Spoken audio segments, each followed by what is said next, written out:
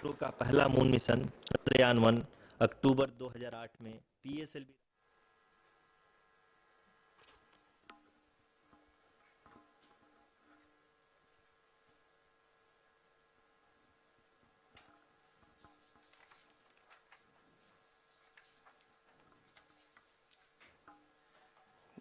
धन्यवाद आरुषि।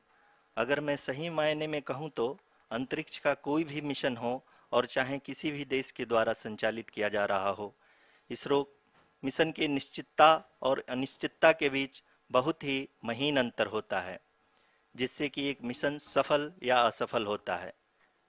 लेकिन ना हम थके ना हम हारे।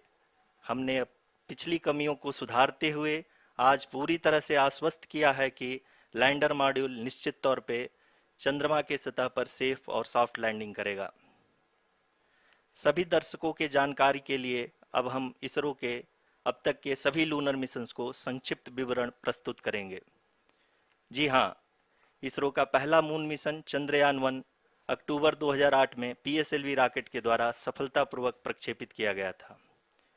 चंद्रयान 1 ने चंद्रमा के सतह पर पानी की खोज करके पहले ही इतिहास रच चुका है।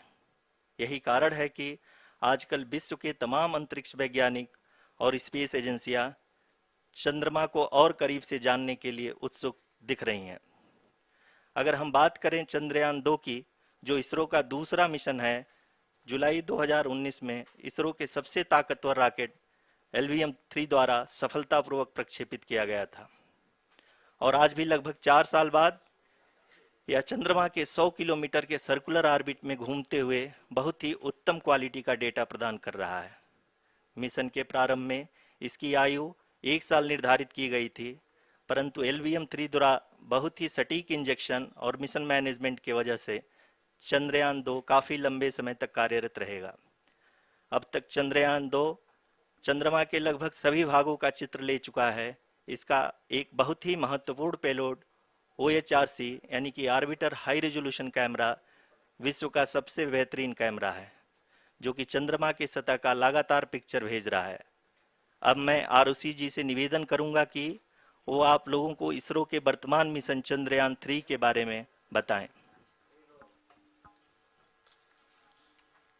अभी आपने मिश्रा जी के द्वारा सुना इसरो के अब तक के लूनार मिशंस का विवरण। अब चलते हैं towards Chandrayaan-3, the follow-up mission of Chandrayaan-2, which has been designed to accomplish our mission goals. The primary objective of Chandrayaan-3 mission is the demonstration of safe and soft landing on the lunar surface. This demonstration is a critical aspect for ISRO's future interplanetary missions. In addition to this, the mission objectives also include demonstration of roving capability and conduction of in situ scientific experiments on Moon's surface.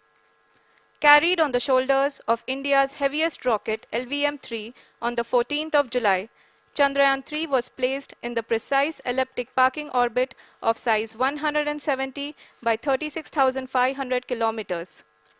ISRO, in its mission plan of following the incremental trajectory approach, carried a total of 5 earthbound maneuvers. The fifth apogee raising maneuver, which took place on the 25th of July, placed the spacecraft in an orbit of 250 by 1,27,000 kilometers.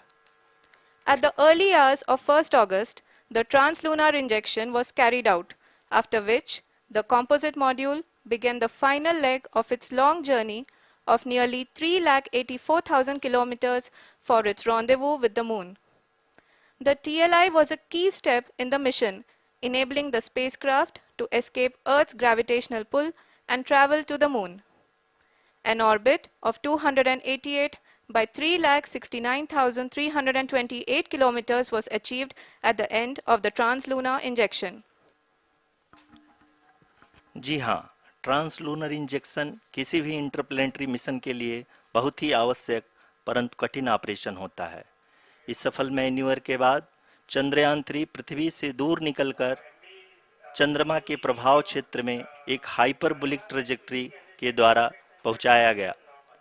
पुनः 5 अगस्त 2023 को lunar orbit insertion के द्वारा चंद्रयान 3 को 160 kilometre के पेरिलून और 18,000 kilometre के अपोलून के साथ चंद्रमा के इलिप्टिकल ऑर्बिट में स्थापित कर दिया गया। TLI के तरह LOI भी एक बहुत जटिल ऑपरेशन होता है। इसमें हमें यह ध्यान देना आवश्यक होता है कि उपग्रह के वेगमान को एक निश्चित बिंदु से घटाया जा सके, अन्यथा उपग्रह चंद्रमा के प्रभाव क्षेत्र से बाहर निकल जाएगा। LOI के सफलतापूर्वक परिचालन के बाद चंद्रयान 3 की कक्षा को 4 बार और परिवर्तित किया गया। इस दौरान चंद्रमा की अधिकतम ऊंचाई को घटाकर 160 किलोमीटर कर दिया गया। इस पूरी प्रक्रिया में प्रपल्सन मॉड्यूल का लगभग 755 किलोग्राम ईंधन का उपयोग हुआ और चंद्रयान 3 के वेगमान को लगभग 850 मीटर प्रति सेकंड कम कर दिया गया। लैंडर मॉड्यूल को लगभग 150 किलोमीटर के सर्कुलर ऑर्बिट में स्थापित करने के बाद 17 अगस्त 2023 को प्रपल्सन मॉड्यूल से अलग कर दिया गया। पुनः लैंडर मॉडल के ऑर्बिट को 2 डीबूस्ट मैन्यूवर्स के द्वारा 150 किलोमीटर के सर्कुलर ऑर्बिट से घटाकर 25 गुणे 130 किलोमीटर के एलिप्टिकल ऑर्बिट में स्थापित कर दिया गया।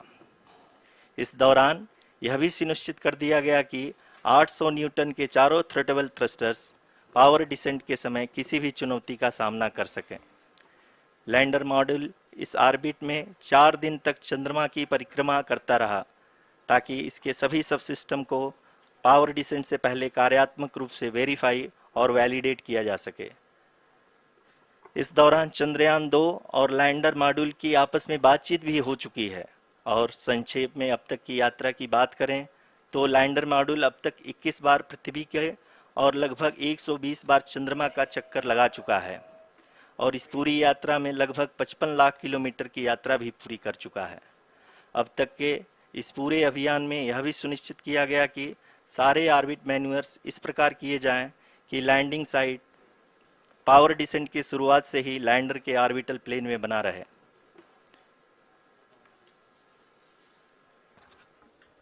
Make it further That is true complicated. indeed. We have arrived at the crucial juncture wherein the orbit plane contains the desired landing site at the start of powered descent. We are also happy to announce that live images from the Chandrayaan 3 lander imager camera is being received continuously. The demonstration of soft landing on the moon's surface is no ordinary feat due to the innumerable challenges and complexities involved. The lander velocity has to be killed from nearly 6,048 kilometers per hour without any aid from the thin and tenuous moon's atmosphere. The lunar dust at the time of landing and the craters and boulders scattered over the moon's surface make it further complicated to achieve this. The new and improved Chandrayaan 3 design has been built after envisaging all the scenarios which the lander module can encounter. With several software improvements, provision for full-level redundancies, a plethora of special tests, namely the integrated hot test, integrated cold test, and lander leg drop tests were carried out for the lander module. The success of these tests has provided great confidence in the performance of all the onboard sensors, propulsion system, and associated guidance, control, and navigation algorithms. The key findings during the tests have enabled to improve the overall system performance. The largely unexplored south pole of the moon has been chosen as the intended landing site since there is a possibility of finding ice and other minerals which would be vital resources for future explorers. Apart from continuing investigations pioneered by Chandrayaan 1 and Chandrayaan 2, the Chandrayaan 3 mission will also provide invaluable data to the science community around the world. Let us give our viewers a glimpse on the configuration of Chandrayaan 3 mission.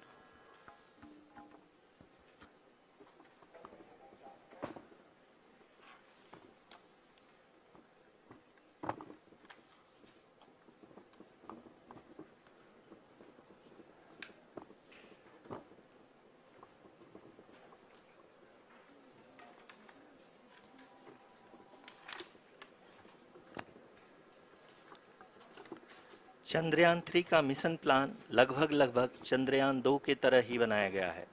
यहाँ यह भी सुनिश्चित किया गया है कि चंद्रयान 3 को rocket से अलग होने से लेकर के चंद्रमा के निकटतम कक्षा में स्थापित होने तक सारी गतिविधियां चंद्रयान 2 के तरह ही हों। और अब हम यह कह सकते हैं कि यह प्लान पूरी तरह से 100% सफल रहा। हालांकि लैंडर मॉड्यूल के सेंसर्स और प्रोपल्शन सिस्टम को इस तरह से मजबूत किया गया है कि लैंडर पावर डिसेंट के समय किसी भी आपदा से बाहर आकर के मिशन के मुख्य उद्देश्य को पूरा कर सके। इस क्रम में लैंडर के मुख्य सेंसर्स कारा, लासा, LHBC, LDV और LHDAC का कार्यात्मक परीक्षण भी किया जा चुका है।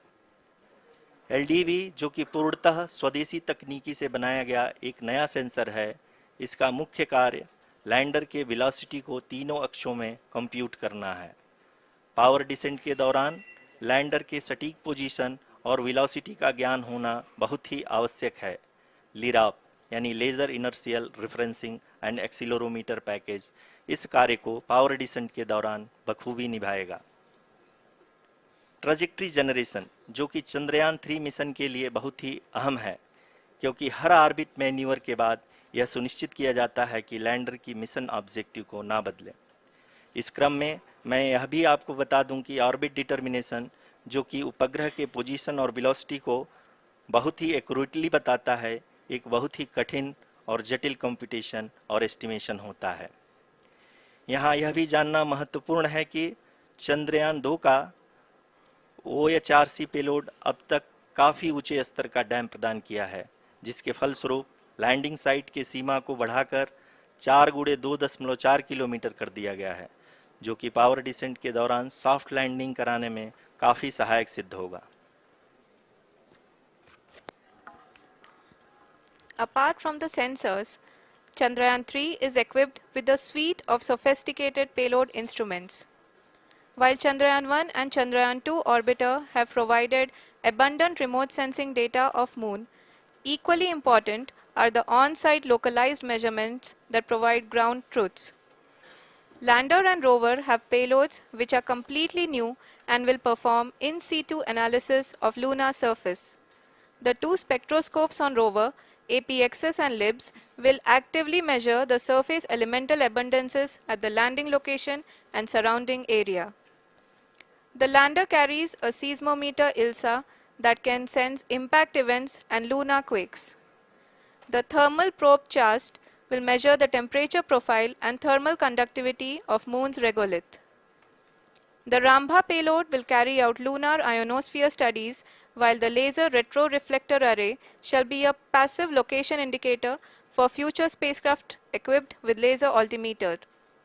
The propulsion module has not been left behind, and an experimental shape payload has been added to it as a value addition. It will help in understanding the nature and characteristics of water-rich planets and will also aid in the future study of potentially habitable exoplanets. We are minutes away from the start of powered descent. The entire powered descent shall be carried out by the onboard autonomous landing sequencer or ALS, which is a series of instructions preloaded to the lander module. These instructions include the commands to be executed, data to be collected and analyzed, and decisions to be made and executed autonomously throughout the powered descent.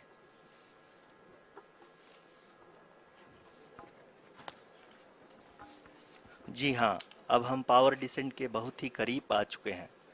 हम आपको बताते चलें कि power descent को कुल 4 चरणों में बांटा गया है। सबसे पहले आता है रफ ब्रेकिंग फेज, जिसमें लैंडर की ऊंचाई को चंद्रमा की सतह से 30 किलोमीटर से घटाकर 7.4 किलोमीटर कर दिया जाएगा। इस पूरी प्रक्रिया को पूरा करने में लगभग 11.5 मिनट लगेगा और इसका समानांतर वेग 1680 मीटर प्रति सेकंड से घटाकर 358 मीटर प्रति सेकंड हो जाएगा। We have continuous flow of lander telemetry data from ISRO's Deep Space Network IDSN-32 located in Belalu, Bengaluru. The data is being acquired real-time by station and is flown to the Mission Operation Complex through our communication links. In addition to it, we also have support from ESA and JPL DSN stations. There will be no ground intervention once the ALS takes charge. The preparation for today's event had started 48 hours before, wherein various pre-selections and uplinking of parameters for the autonomous landing sequence were carried out. The whole descent is divided into 4 phases: the rough braking phase, the attitude hold phase, fine braking phase, and the local navigation phase or the terminal descent phase.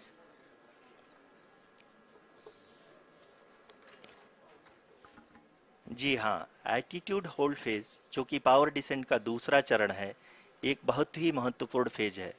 इस 10 second के small duration के दौरान lander के दो महत्वपूर्ण sensor कारा और Lasa lander की ऊंचाई की गणना करेंगे। इस फेज के पूरा होते ही लैंडर चंद्रमा के सतह से कुल 6.8 किलोमीटर की ऊंचाई पर होगा।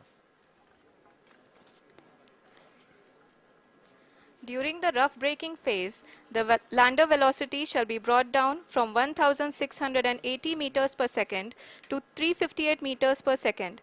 The altitude will be brought down from 30 kilometers to 7.4 kilometers at the end of rough braking.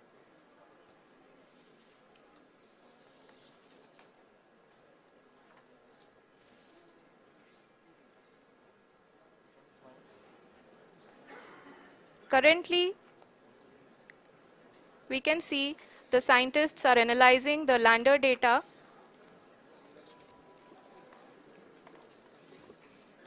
जी हाँ, हम ये देख सकते हैं कि मिशन ऑपरेशन कॉम्प्लेक्स रूप में बैठे सभी वैज्ञानिक ये जो भी डेटा देख रहे हैं वो डीप स्पेस नेटवर्क आईडीएसन 32 के द्वारा प्रोवाइड किया जा रहा है। और अगर हम अब बात करें पावर डिसेंट के तीसरे चरण का, जो कि फाइन ब्रेकिंग फेज होगा, जिसमें लैंडर लैंडिंग साइट से जस्ट 800 मीटर की ऊंचाई पर वर्टिकली होगा। इस चरण को पूरा होने में लगभग 3 मिनट लगेंगे और इस चरण के पूरा होते ही लैंडर की वेलोसिटी लगभग शून्य हो जाएगी। The scientists here at ISTRAC are glued to their systems, analyzing all sorts of complex data. We are very close to the powered descent, to the start of the powered descent phase.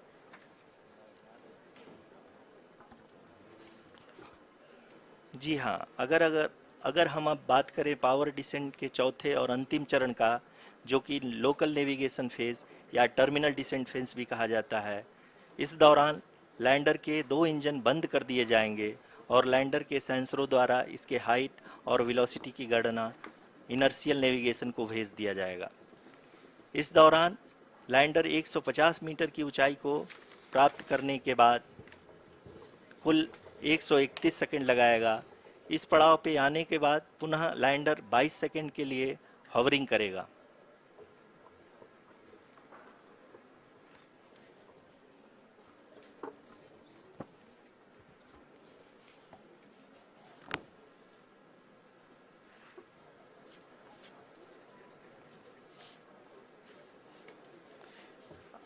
आप इस समय अपने screen पे mission operation complex में बैठे सभी मान्यगणों को देख सकते हैं, जो कि बहुत ही उत्सुकता के साथ टेलीमेट्री डेटा को देख रहे हैं। अभी हम लोग पावर डिसेंट शुरू होने से जस्ट कुछ ही पल दूर हैं।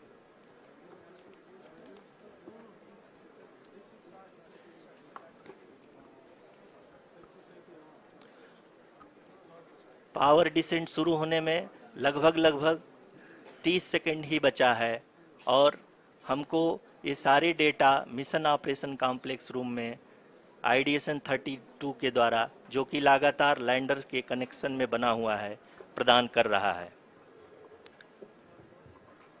Dear viewers, the pivotal power descent has begun and the lander module is propelling towards the moon's surface along the intended trajectory.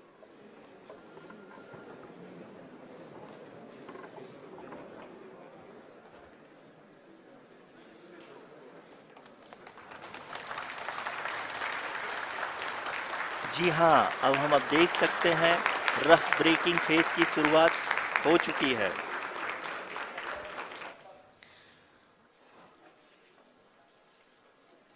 During this rough braking phase, The lander velocity shall be brought down from 1680 meters per second to 358 meters per second. The altitude will be brought down from 30 kilometers to 7.4 kilometers at the end of rough braking. All this in the duration of 690 seconds or 11.5 minutes. Currently, the Laser Inertial Reference and Accelerometer package (LIRAP) is aiding in the navigation. जी हाँ, अभी आप अपनी screen पे देख सकते हैं कि lander अब तक कुल 191 किलोमीटर हॉरिजेंटल दिशा में चल चुका है और अभी तक इसकी वेलोसिटी लगभग 31 किलोमीटर बनी हुई है।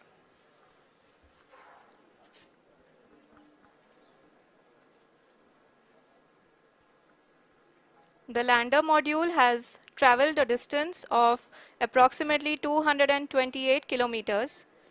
The complete downrange that will be traveled during this phase shall be nearly 713.5 kilometers.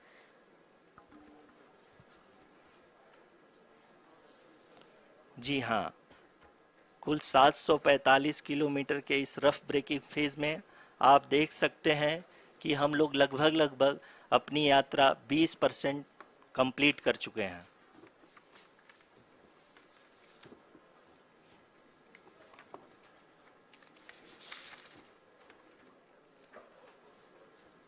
Power descent की यह शुरुआत हम कह सकते हैं कि बहुत ही सटीक और सधी हुई है, जिसमें लैंडर अपने वेगमान को अनुमानित तरीके से घटा रहा है।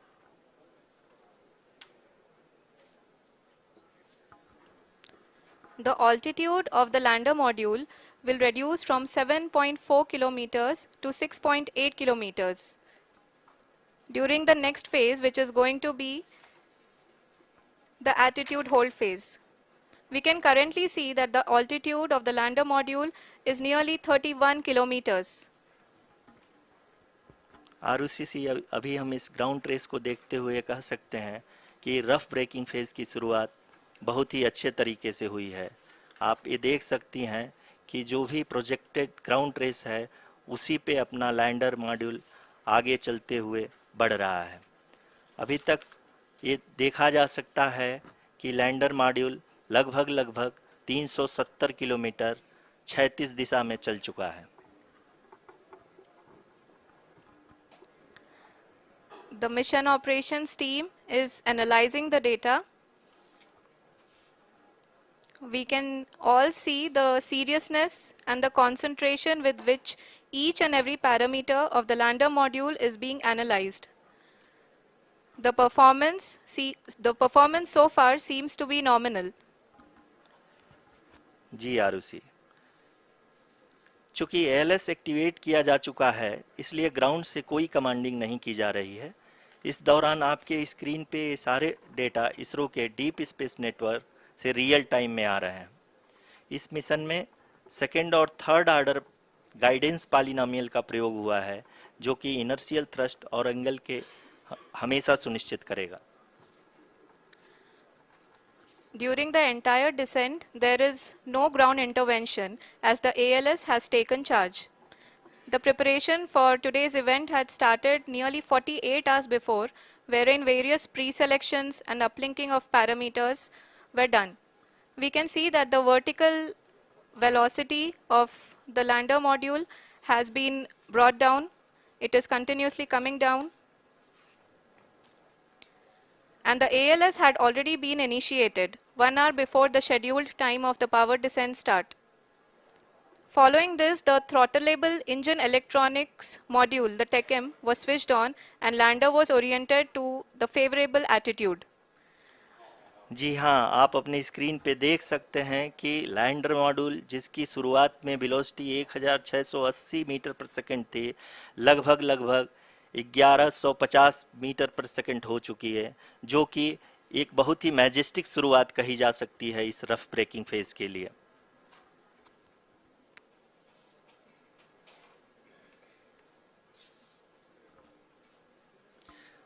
यहाँ पे मैं आपको ये भी बताते चलूँ कि आप अपने स्क्रीन पे देख सकते हैं कि द लैंडर मॉड्यूल का अल्टीट्यूड धीरे धीरे अब कम होता हुआ दिख रहा है, और जो कि एक्सपेक्टेड भी है।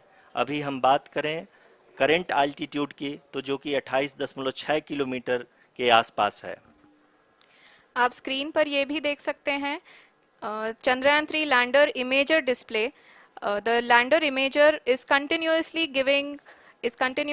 taking photographs of the moon's surface, and that is also being streamed here.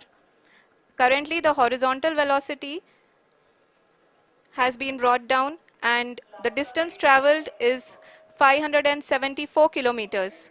The current altitude is 27 kilometers as can be seen on the screen. जी हाँ, करीब करीब अपने आधे सफ़र को पूरा करते हुए इस रफ ब्रेकिंग फेज में लैंडर बहुत ही आगे की तरफ बढ़ते हुए अपनी ऊंचाई को घटा रहा है। अगर अब बात करें तो लैंडर की ऊंचाई चंद्रमा के सतह से लगभग 27 किलोमीटर से नीचे हो चुकी है, करीब करीब 26.7 किलोमीटर के आसपास है। The next phase after the rough braking phase is the attitude hold phase, which will be for a duration of nearly 10 seconds. The lander will be oriented such that both the altimeters will be looking exactly towards the moon's surface. At the end of this attitude hold phase, height measurement update to navigation system will be given from the laser and car band altimeters. Currently, we are in the middle of the rough braking phase. जी हाँ, अगर हम ध्यान से देखें तो लगभग 8 minute की यात्रा के बाद लैंडर अपनी हॉरिजेंटल वेलोसिटी को लगातार कम करते हुए अपनी ऊंचाई, अभी की ऊंचाई के समय 24 किलोमीटर की ऊंचाई प्राप्त कर चुका है।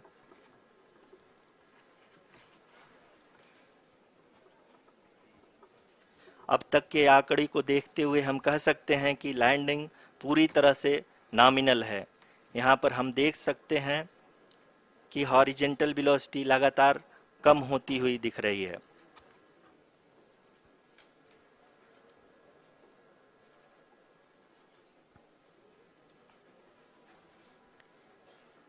The altitude of lander from ground is currently 22 kilometer, which is again going to be coming down, and that is expected. For the viewers who have joined now, we are in the power descent phase, and we are in the rough braking phase, which is the first phase of the power descent. We have currently traveled a downrange of 697 kilometers, and the downrange that has to be traveled during this phase is 713.5 kilometers. जी हाँ, अभी आप देख सकते हैं कि lander की horizontal velocity लगभग 720 metre प्रति सेकंड हो गई है।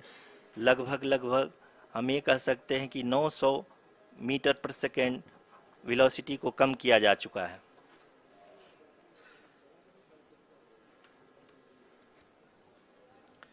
At the same time, we can see the altitude of the lander is just 17.8 kilometer from the moon surface, which is going to be around 7.4 at the end of the rough braking phase.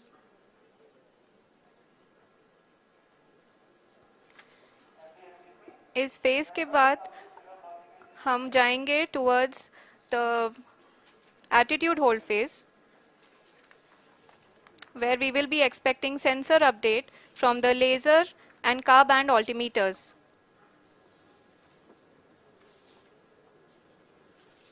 We can see the visualization of the lander module moving towards the moon's surface.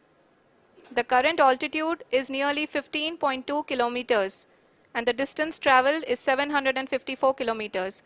We can also see the image that the lander imager camera has been providing. जी हाँ, इस rough breaking phase के दौरान 800 Newton के चारों throttle engine अपने कार्य को पूरी तरह से अंजाम दे रहे हैं और लैंडर के हॉरिजॉन्टल वेलोसिटी को लगातार कम कर रहे हैं। अब तक लैंडर लगभग अपने 75 से 80% की यात्रा को पूरा कर चुका है।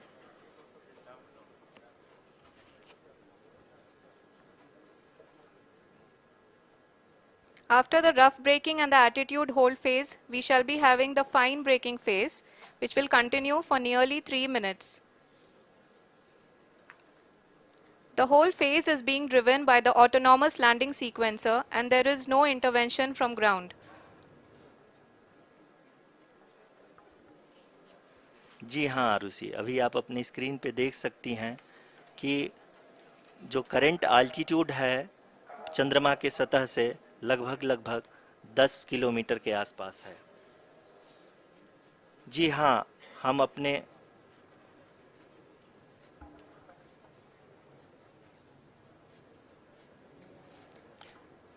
जी हाँ, हमारे प्रधानमंत्री जी श्री नरेंद्र मोदी जी हम सभी का उत्साहवर्धन करने के लिए दक्षिणी अफ्रीका के जोहानसबर्ग से जुड़ गए हैं।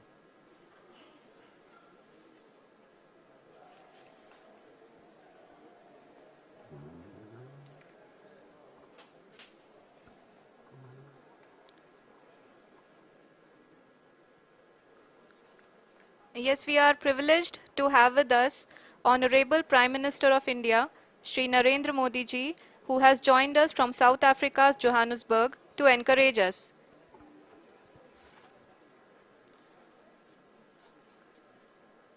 जी हाँ, आप ये देख सकते हैं एल्टीट्यूड होल्ड फेस भी बहुत ही आसानी से लैंडर फेस ने पार कर लिया है और अब फाइन ब्रेकिंग की शुरुआत हो चुकी है। अभी हम ये देख सकते हैं कि लैंडर की ऊंचाई लगभग 5.6 किलोमीटर है, जो कि इस फेज के उपरांत लगभग 800 मीटर हो जाएगी।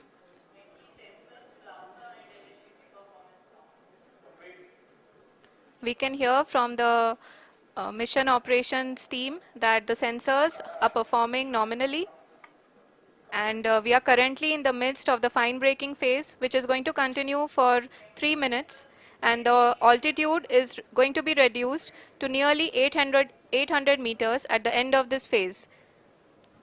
जी हाँ, जैसा कि आरुषि जी ने बताया कि लगभग 3 मिनट के उपरांत लैंडर की हाइट लगभग 800 मीटर वर्टिकली होगी और यहाँ पे लैंडर की horizontal velocity, vertical velocity, even down range भी लगभग शून्य होगा।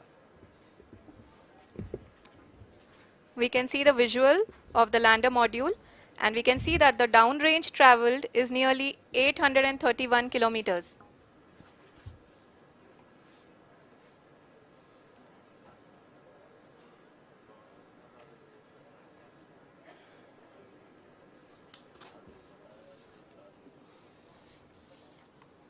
जी हाँ, आप अपनी स्क्रीन पे देख सकते हैं कि लैंडर की ऊंचाई अब चंद्रमा के सतह से लगभग 3 किलोमीटर से कम हो चुकी है। We are very close to the moon's surface, nearly 2.6 kilometers as we can see.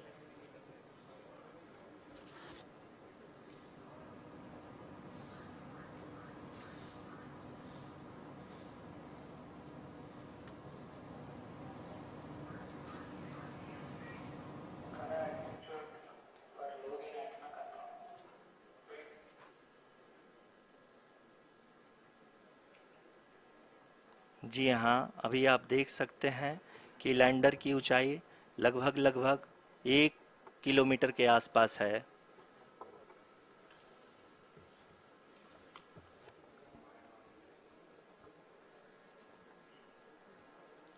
We are nearing the final phase of the power descent, which is going to be the vertical descent phase or the local navigation phase. जी हाँ, अब हम fine breaking wave के एकदम करीब आ चुके हैं। हाँ, आप तालियों के गड़गड़ाहट से सुन सकते हैं कि हम लोगों ने तीसरे चरण को भी बहुत ही सफलतापूर्वक हासिल कर लिया है और अभी हम वर्टिकल डिसेंट फेज में आ चुके हैं, जिसकी शुरुआत भी बहुत ही अच्छे ढंग से हो चुकी है।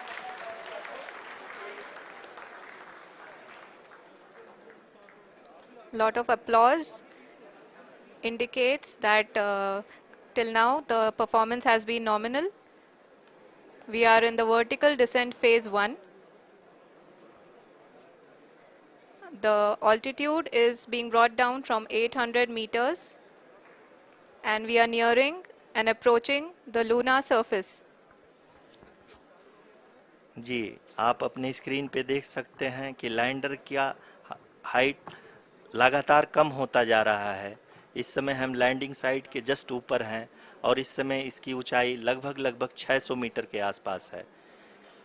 इस फेज के दौरान लगभग 150 मीटर के ऊंचाई पे पहुंचने के बाद लैंडर अगेन लगभग 20 से 22 सेकंड के लिए हॉवरिंग करेगा। We are above the landing site. The horizontal as well as the vertical velocity is now being constantly reduced. And the lander module has begun its descent towards the landing site.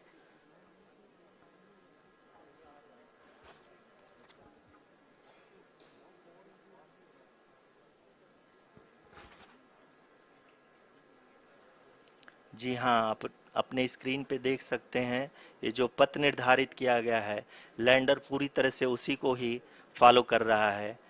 इस समय हम लगभग 200 metre की height से भी कम आ चुके हैं।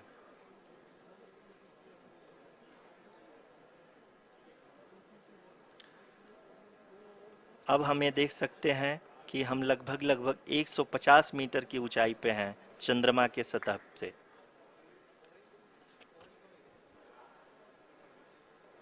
We are approaching the vertical descent phase 2, which will have the lander module hovering at nearly 150 meters above ji the हाँ। lunar surface.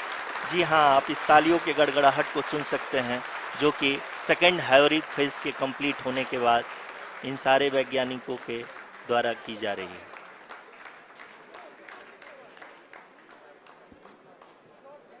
जी हाँ, आप अगर फिर से ध्यान से देखें तो एल्टीट्यूड पुनः कम होता जा रहा है। अभी हम लोग लगभग 135 मीटर की ऊंचाई पे हैं।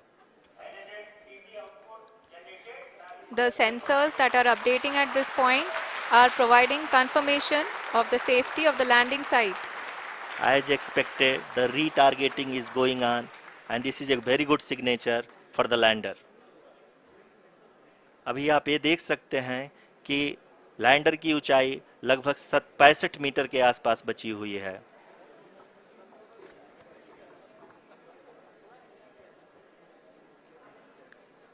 Currently, only 2 engines are now being fired, and we are nearly at zero velocity, vertical and horizontal. We were hovering, and now we are approaching the moon's surface. धीरे धीरे लैंडर की वेगमान को कम किया जा रहा है और हम अब लगभग 50 मीटर से भी कम आ चुके हैं। We can see the Honorable Prime Minister, Shri Narendra Modi ji, who is here to encourage us, and he is critically looking at the visuals.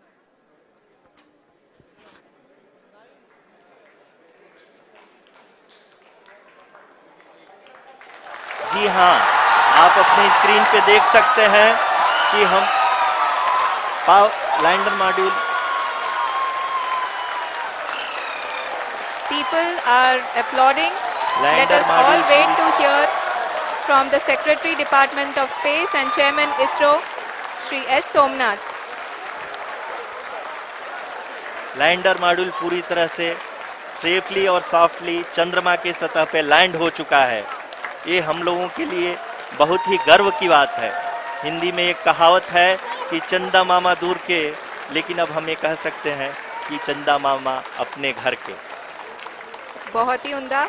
The hard work of the entire ISRO community has come to fruition.